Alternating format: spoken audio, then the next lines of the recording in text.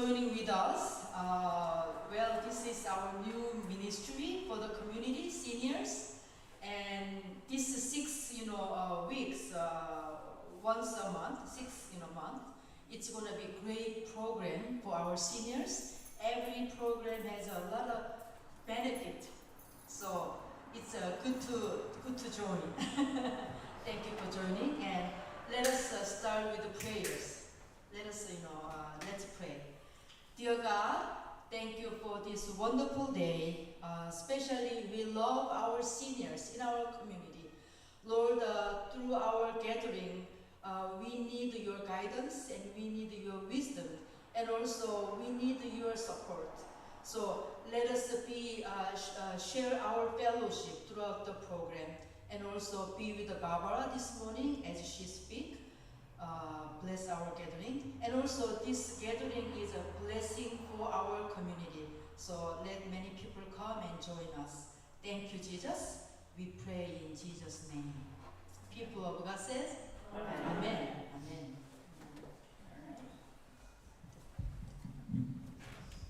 Thank you, Pastor Eunice. My name is Linda Todd. I am I guess you call me the program coordinator for Green. This is our new ministry, as Pastor said. It's called Greenville Motivating Seniors. And I must give thanks to the Bethany Home Foundation for awarding our church this grant. And the Bethany Home Foundation Fund, their emphasis is on senior services. So we are really happy to provide these services to the community. As our pastor said, we have a program each month. If you don't have one of these flyers, I have them here by the exit door, and each month we're going to do a different topic. Next month's topic is on Medicare and Medicaid, how to navigate those two. And we have someone who is an expert. She's not from the community, she's up in Albany, but she has agreed to come down and speak to us. And that's going to be June 27th. Now, at the end of this program, we also have a free, delicious lunch.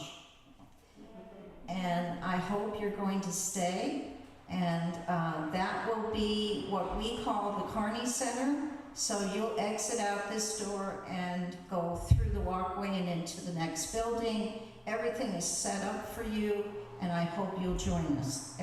And this is all free. Also, to fulfill our grant obligations, we have to ask you to fill out a survey at the end of our program. So I've devised something that's really easy to do. You don't put your name on it, all right? But we're gonna ask you just for comments about the program, about the food, and any other comments you might have. So I'm gonna be giving you this when you're over in the Carney Center. Okay, enough of housekeeping duties. I'm going to turn the program over to Barbara Coriel. Barbara, thank you so much for being with us this morning, and I know it's going to be very interesting. Thank you. Good morning. Still morning. My name is Barbara Coriel, for those of you that don't know. I am a former phys ed teacher. I've taught for 33 years. My presentation is on the silent heart attack. Being that I'm not a medical person, I brought in one of my former students, Adrian Seymour Green's son, Brandon Malloy, gave me some information that I will reiterate. And I also found some stuff online to fill in where he would do his normal talking. He is a cardiac, thoracic, registered nurse, so the information came from him. I'm also going to talk about prevention of the silent heart attack through exercise, which is my specialty, and diet. And my niece, Sarah Conley, is a registered dietitian, so the information for the diet comes from her. And there will be opportunities to ask questions after each segment, so you don't have to hold your questions, okay? So what is a silent heart attack? A silent heart attack doesn't have the typical symptoms of a heart attack. Symptoms normally unrelated to a heart attack or no symptoms at all can make it hard to identify a silent heart attack, but it still causes damage like any other heart attack. People often don't know they've had a silent heart attack until weeks or months later. So what exactly is a silent heart attack? A silent heart attack is one that has no symptoms, mild symptoms, or symptoms people don't connect to a heart attack, but it's still a heart attack, which means the heart isn't getting enough blood flow and oxygen, and this can injure the heart. Silent heart attacks can injure your heart just like a more obvious heart attack can, but if you don't know you're having a heart attack, you may not get the medical help you need to limit the damage. This is why it's important to make time and pay attention to how you're feeling. Usually, a blood clot causes a heart attack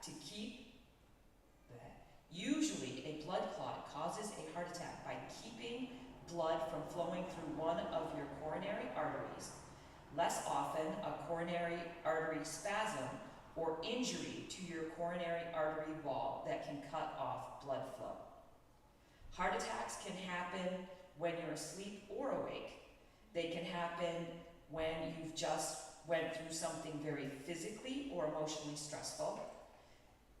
You can quickly become physically active. How common is a silent heart attack? Researchers estimate that 22 to 60% of all heart attacks are silent. Silent heart attacks may be more common in women and people with diabetes. What are some of the symptoms of a silent heart attack? Unlike chest pain that happens with exertion and stops with rest and medicine, chest pain from a heart attack doesn't stop when you rest or take medicine. But silent heart attack symptoms are the kind that you don't usually associate with a heart attack. You may have mild symptoms or no symptoms at all. You may not realize you've had a heart attack. Symptoms of a silent heart attack can make you feel like you have the flu.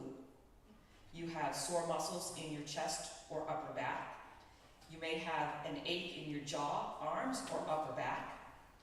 You're very tired. You have indigestion. Symptoms of a traditional heart attack: chest pain that lasts more than a few minutes, shortness of breath, dizziness, discomfort in the upper body, lightheadedness, cold sweats, nausea, vomiting, tiredness that can last for a few days with no explanation. What are causes of a silent heart attack? Coronary artery disease typically causes a silent heart attack. Plaque that contains cholesterol collects in your coronary arteries, limiting how much blood can get to your heart muscle. When the blood clot forms on the plaque, it can keep oxygen-rich blood from getting through at all. Without quick treatment to restore blood flow, heart muscle can die. What are the risks of a silent heart attack? Being overweight, having a body mass index of 25 or more, not getting regular physical activity, having high blood pressure, having high cholesterol, eating a lot of food that have cholesterol, salt, unhealthy fats in them, having high blood sugar, feeling stressed, using tobacco products, having preeclampsia during pregnancy, having COVID or another infection. Those are things that you can control. Things that you can't control but could cause a silent heart attack. Having a history of heart disease in your biological family, being Native American, Mexican American, Black or Native Hawaiian, being a man older than 45, being a woman who is postmenopausal or older than 55. What are some of the complications of a silent heart attack? People who wait too long to get help for a heart attack run the risk of severe damage to their hearts and may not survive if they don't get help soon enough. Silent heart attacks can lead to abnormal heart rhythms or heart failure. researchers have found a link between silent heart attacks and ischemic strokes. An ischemic stroke happens when a blood clot blocks blood vessels to your brain. Prevention, how to lower your risk of a silent heart attack. Taking aspirin or a statin, which is a cholesterol medication, may prevent a heart attack, but please check with your provider before you start doing that kind of stuff. Things that also may help prevent a heart attack: getting regular physical activity, avoiding tobacco products, drinking fewer beverages that contain alcohol, eating healthy foods like lots of fruits and vegetables and avoiding red meat, managing your stress level, and staying at a weight that's healthy for you. If you have medical issues that can increase your risk of heart attack, taking care of them can help prevent a heart attack. So medical problems that you may have: high blood pressure, high cholesterol, and diabetes. If you are concerned about this, see your doctor, okay? Does anybody have any questions about the silent heart attack?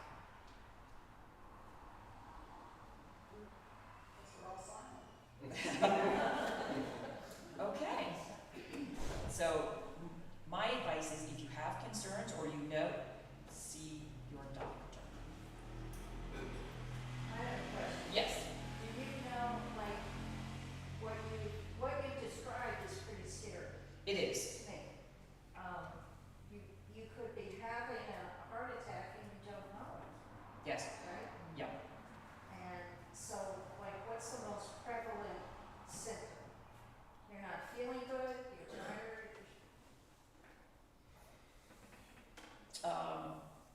Watch for signs of, I don't know, honestly, but what Brandon gave me: signs and symptoms to watch for: mild chest pain, shortness of breath, fatigue, nausea, indigestion, sweating without exertion, some of the same symptoms that you have as a regular heart attack. The best thing to do is don't ignore it. Call 911, call your doctor. It's better to get checked out and then say, you're fine, it really is indigestion. The best thing to do is, if you're feeling those things, call 911, call your doctor, and get it checked out. Anything else? Cardiac clinics you could walk into. Walk-in clinics, Catholic cardiology does, and now so. Yeah. Yeah, so there are, if you didn't hear, there are cardiac clinics now that you can walk into. So that would be my, when in doubt, get it checked out. I know it's scary because you're like, I just worked out in the garden and So also start knowing your body, and when I talk about physical activity, this may help knowing signs and symptoms. So I'm going to go on to my specialty, that everything you read, just for general health anyway, is physical activity. So the two dreaded words with my students were diet and exercise. And just remember, diet just means the food that you eat. You don't have to go on a special diet. Just remember, diet is the food that you eat, and exercise is good for everybody.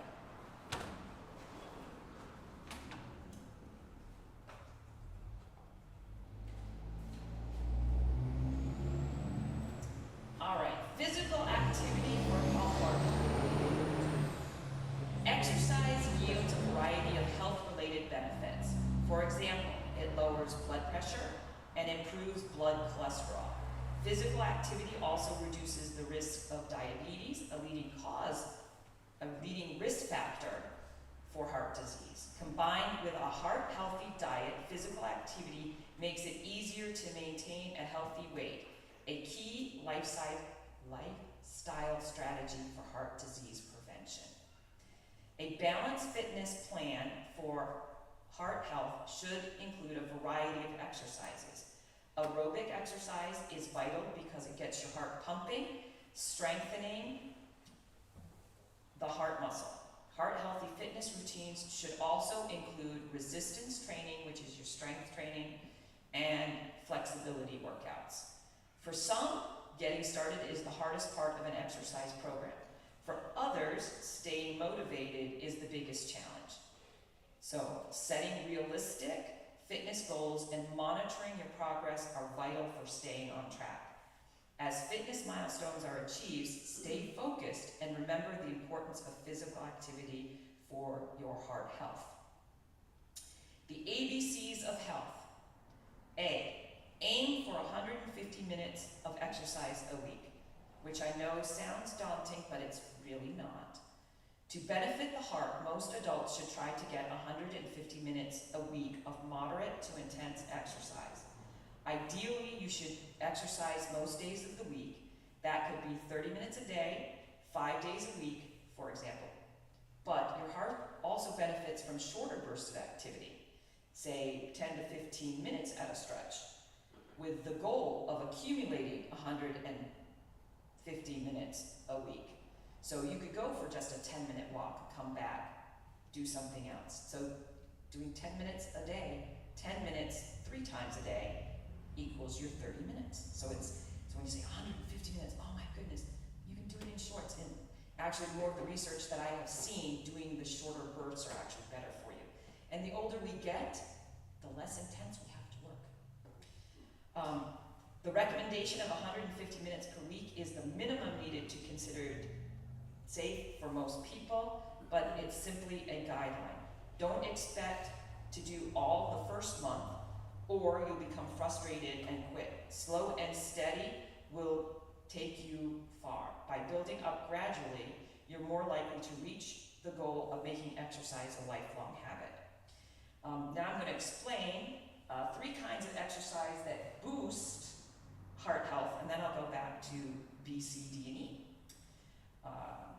Aerobic exercise, what it does. Aerobic exercise improves circulation, which results in lower blood pressure and heart rate.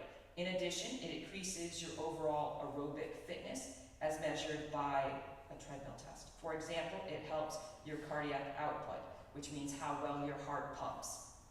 Aerobic exercise also reduces the risk of type 2 diabetes, and if you already live with diabetes, helps you control your blood cholesterol. It also produces happy endorphins, so it helps with depression and just exercise in general, getting outside, fresh air. Ideally, at least 30 minutes a day, 5 days a week. Examples: brisk walking, so it doesn't have to be running, but that is an example. Swimming, if you can get to a swimming pool. Cycling, doesn't have to, it can be a stationary bike. Playing tennis, pickleball, which we have over in the Kearney Center, and we have 2 different levels of pickleball. And jumping rope, or even just stepping over the rope. Because jumping rope can be hard on your knees, you can just swing the rope and then step over it and do different things. Put on some music, do some dancing if you like dancing. Resistance training, which is strength work. Resistance training has a more specific effect on body composition. For people who are carrying a lot of body fat, including big belly, which is a risk factor for heart disease, it can help reduce fat and create leaner muscle mass. Research shows that a combination of aerobic exercise and resistance training, strength training, helps raise your good cholesterol, which is HDL, and lower your bad cholesterol, which is LDL. How much of strength training do you need? At least 2 non-consecutive days per week of resistance training is a good rule of thumb. Examples of resistance training is working with free weights, which are hand weights. You can even use canned goods, just getting a little extra weight while you're doing stuff. If you get a membership to the Y, you can do weight machines, resistance bands. Resistance bands are like really big elastics, so you can do it at home, or you can do it through body resistance exercises, which are push-ups, squats, so just using your body weight. Stretching, flexibility, and balance. Flexibility workouts, such as stretching, don't directly contribute to heart health. What they do is benefit musculoskeletal health, which enables you to stay flexible and free from joint pain, cramping, and other muscular issues. That flexibility is a critical part of being able to maintain aerobic exercise and resistance training. If you have a good musculoskeletal function, that enables you to do exercises that help your heart. As a bonus, flexibility and balance exercises help you maintain stability and prevent falls, which can cause injuries that limit other kinds of activities. How much? Every day you should be doing flexibility, stretching, and balance, and before and after exercises, particularly after, because that's when, especially if you're starting, after exercises, do your cool down stretching. It'll keep your muscles from being sore. You can find DVDs. There are some great videos. This is my specialty videos on YouTube for yoga, Tai Chi. Tai Chi and yoga also would help improve these skills. The classes are available in the community, but there are some great videos. There's some also bad ones, but there's some great videos. So if you're interested in some of those videos, I can help you out there. Now back to the ABCs. So that was aiming. B, before you start, if you're in question, ask your doctor. Most healthy people can begin a moderate, intense exercise program with a medical clearance. However, if you have a history of chronic disease such as heart disease, diabetes, kidney disease, cancer, among other conditions, you should talk to your doctor before you start something. Also, check with your doctor if you have a strong family history of heart disease, have multiple risk factors such as high blood pressure and cholesterol, or experience symptoms with exertion such as chest pain, unusual fatigue, or shortness of breath, or exercise limiting joint and muscle problems. Even if you have a medical history or at risk with a health problems, most people are still able to do some sort of exercise. The key is making sure that it is at a level that is good for you and appropriate for your health of where you are right now. This right here, C, chart your efforts. Pay attention to your body as you work out, so this will help knowing the difference between your exertion and other symptoms. So pay attention to your body as you work out. With any type of exercise, you want to feel your heart pumping, but not out of your chest. B, there should be no chest pain or pressure, no extreme shortness of breath when you finish. Stop immediately if you're concerned and talk to your doctor. Tracking your progress over the long term helps too. Many people find it useful to keep an exercise log or wear a tracking device. As you see yourself getting stronger and being able to do more, reflecting on your advances can be a strong motivator to help keep up with great results and keep you moving. The other thing is finding a friend, partner that you'd like to exercise with. That can be a big motivator. D, do different types of exercises. In addition to 150 minutes of heart pumping aerobic, guidelines recommend the strength training and resistance training. Brisk walking, jogging, cycling primarily improves heart circulation. Both types of exercises help the body better process sugar and can help cholesterol levels. So that was aerobic and strength training. In addition, it's wise to make time for the third type, which is the flexibility, which we tend to forget about as we get older. If you remember what you used to be able to do as a kid, you stop doing those kind of activities, that flexibility. We should all still be able to touch our toes and do a full squat. I could demonstrate, but not in a skirt. Flexibility training doesn't directly affect your heart, but it does keep you from falling, and that is a major concern as we get older. E, exercise in the ways you love. Like, I do enjoy running. My knees don't anymore, but I do enjoy running, but a lot of people don't. You don't have to run. You can walk. A lot of people like to walk. You know, Dale walks every day. I'm sure he's on that cruise walking the promenade. You don't have to join a gym to move more.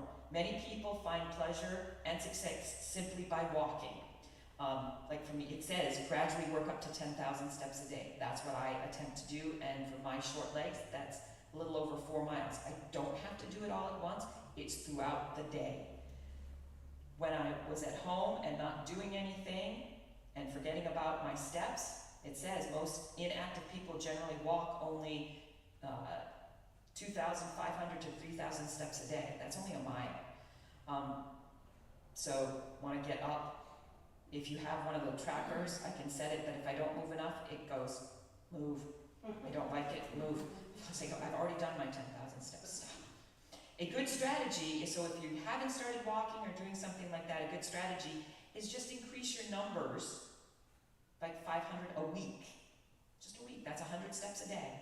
So if you can track it, to reach that 10,000 steps. Think about what you enjoy doing. Dancing, playing pickleball, doing a team sport, walking and talking with a friend. So I do 5Ks now, but I don't try to be, I'm not trying to set any records. I have girlfriends that we try to solve the problems of the world as so it's called a conversational pace, that if we can't talk like this, then we're going too hard. And then we like it. If you find an activity you like, you might be more likely to stick with it. And remember, any type of physical activity that gets your body moving and your heart pumping will bring better health. Everyday things like chores, vacuuming, walking your dog if you have a dog, or if you have a friend that has a dog that go, hey, I'll take your dog for a walk. They're very good listeners, by the way. And climbing stairs also counts. Does anybody have any questions about exercise? Do you have to do it? Oh. I don't have a question, but I have a comment. You mentioned earlier how doing things with a friend makes it more enjoyable and you maybe stick to it more. Years ago, I used to walk every morning before work, and I would make myself get out of bed because if I didn't go, she wasn't going to go. And we didn't want to disappoint each other. So that worked. Another thing, in a training course years ago when I was working, we divided into 2 teams. And we made believe we were trying to walk between Albany, New York, and Albany, Oregon, I think it is. And so each person of the team kept track of how many steps they did that day. And as a team, you were trying to beat the other team, get there first. And boy, when you know you've got that motivation of, if you let the team down, you're gonna let everybody down. So it was a good motivator too. So I really encourage that thinking. How many steps are there between Albany, New York and Albany?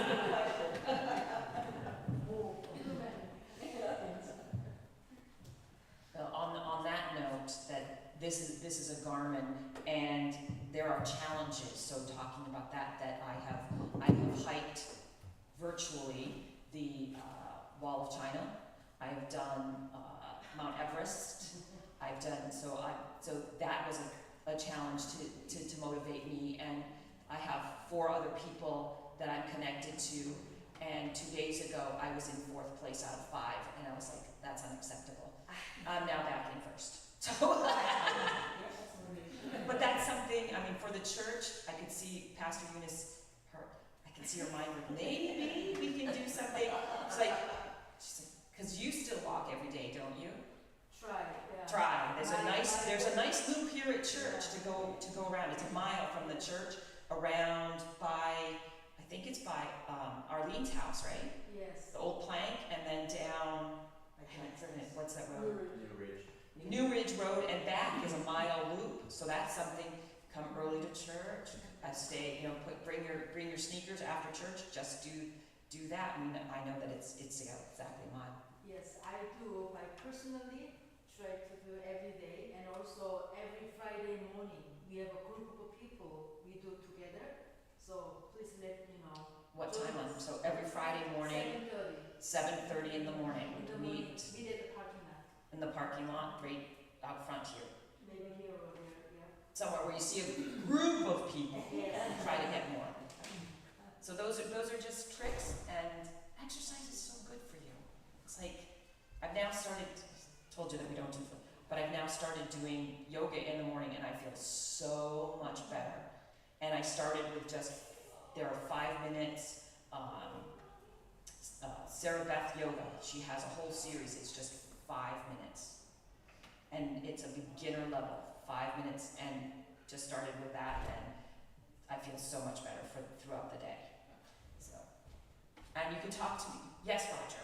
Does it matter if is there variations for whether you're male or female, or whether you're 100 pounds or 200 pounds? There are, if you're talking about, like Roger does a yoga for men that is specifically because their flexibility is a little different. And is it called yoga for men? No, man flow yoga. Man flow yoga, and because Roger was like, when I would talk to him about, oh, you should do yoga, and he's like, no. Well, our I mean, son. just that face, just like that. No. Well, you know how if you have kids that you didn't know anything when they were in high school? Yes, oh yes. You know, phys ed teacher, I know nothing. I taught yoga. When I got to the high school, I finally got a program. But anyway, so our son found Man Flow Yoga, and he texts his dad, hey Dad, you should check this out. Well, guess what he does now every other day when he has time when he's not here working at the church? He does Man Flow Yoga. And so he does, the instructor there does talk about the different things that, between our flexibilities, because our hips are different and that kind of thing. But there are different levels of yoga. So there's beginner yoga, whether you're flexible, they will give, if it's a good yoga instructor, they will give you modifications. So, so to answer your question, so yes, but then you don't be like Roger's mom who did a yoga class and, oh bless her soul. She went to a yoga class and she couldn't do it all, and the instructor was giving the modifications. Well, she stopped going to that yoga class because she's like, I'm not doing the modifications.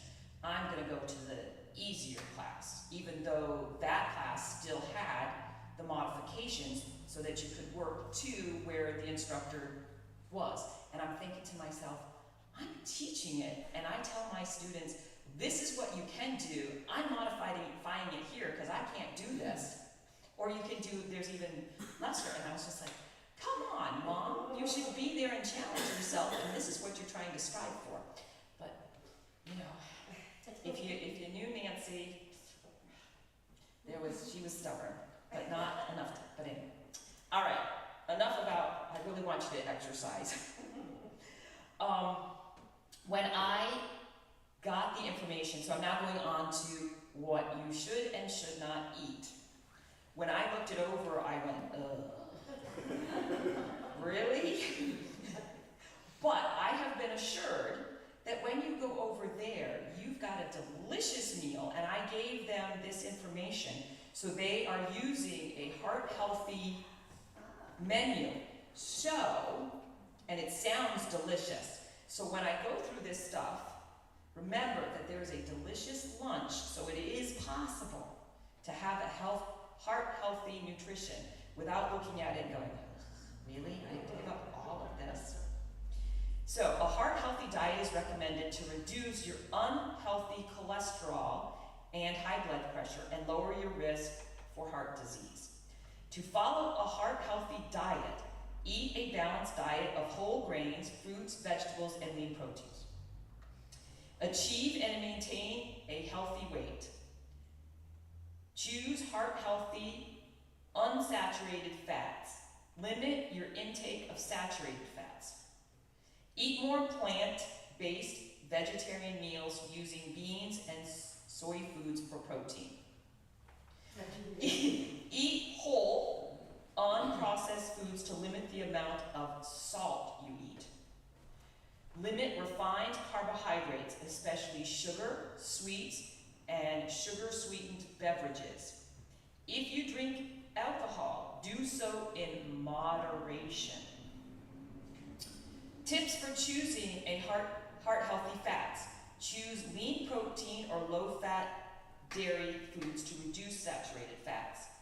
Saturated fat is usually found in animal-based protein and is associated with certain health risks. Saturated fat is the biggest contributor to raised LDL, which is the low-density lipoproteins, which is your bad cholesterol.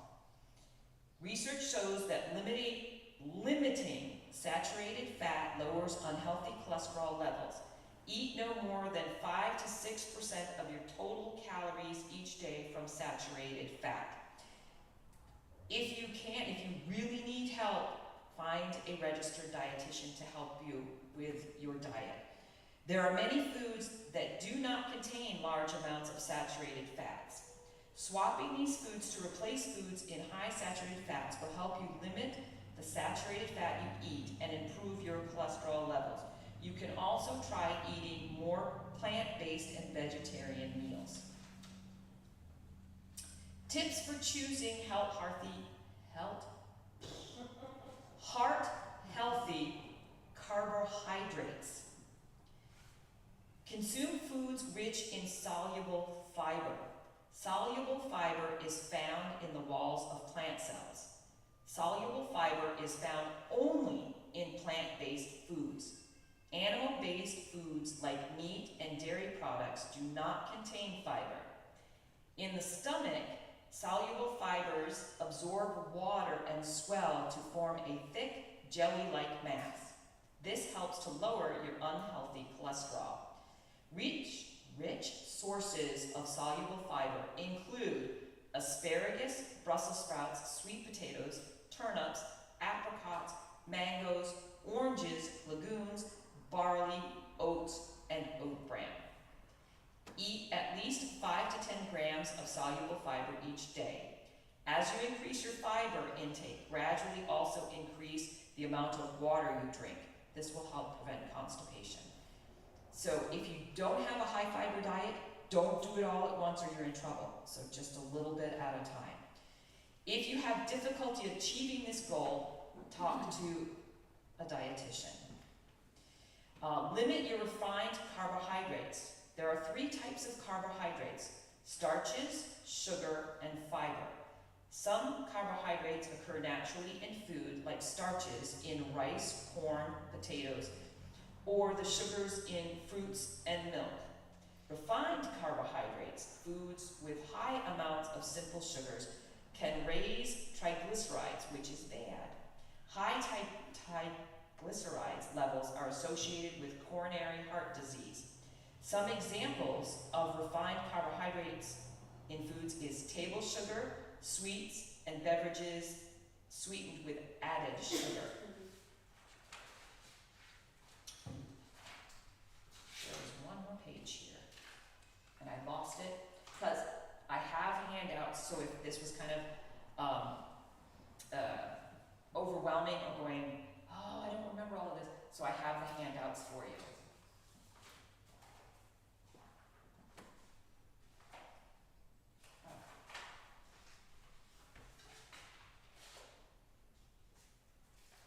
So I was just going to do a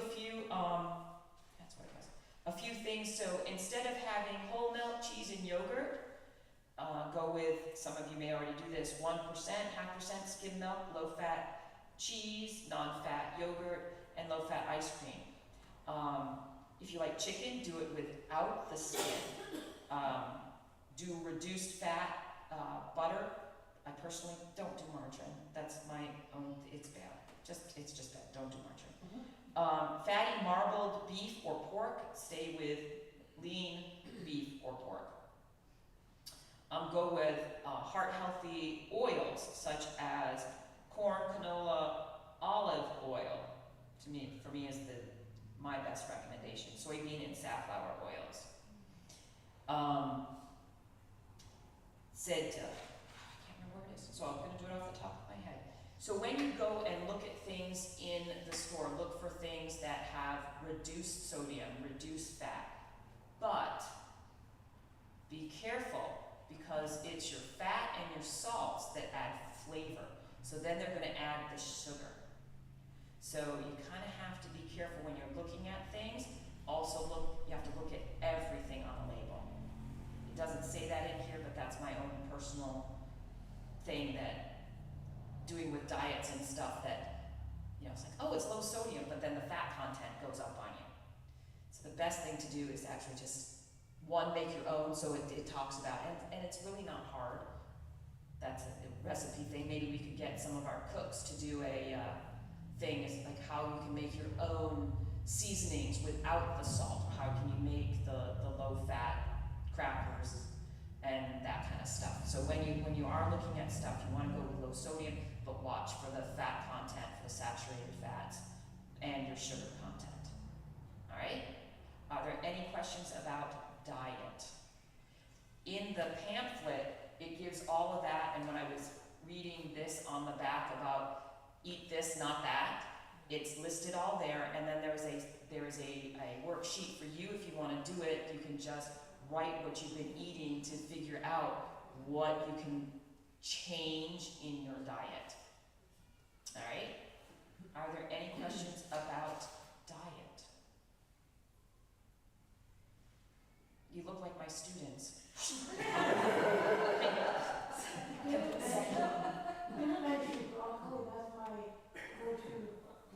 Yes, broccoli is very, very good for you.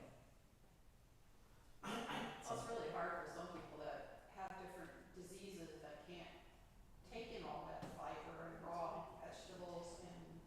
Yes. So like I said, pick up that. It's the Heart Healthy Nutrition, and there's several pages of eat this, not that, for switching things out. For if you have, because I know like seeds, or there are some people, and my grandfather couldn't have seeds.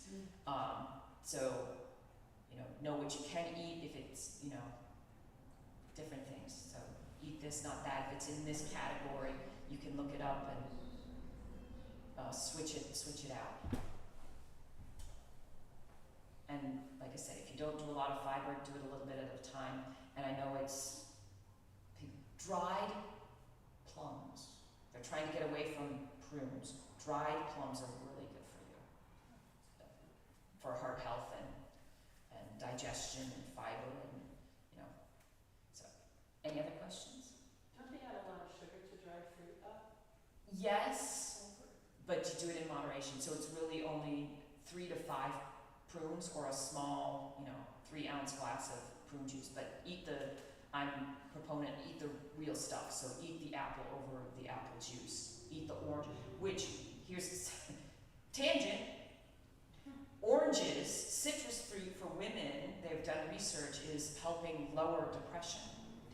But eat the real fruit rather than the juice, because the juice has more sugar in it than the real fruit, which then gives you all of the nutrients and the fiber and all of the stuff that goes with it. So oranges, clementines, grapefruits, that kind of stuff. So, but again, it's moderation. So eating a whole can of prunes, dried plums wouldn't be a good thing, but it's only 3, so then it's not as bad as you think, because that's also one of those healthy, you can't say healthy sugar, but it's a natural sugar versus the processed sugar. Any other questions? All right, well, thank you for coming, and I am done, and you can make your way as soon as Donna and Kathy, we're gonna let them leave first, because they are our cooks, and then you can follow to the Garden Center. All right, thank you, Barbara, and you have Flyers. handouts, right? Yes, handouts. If you'd like, I can take them over and hand them out there.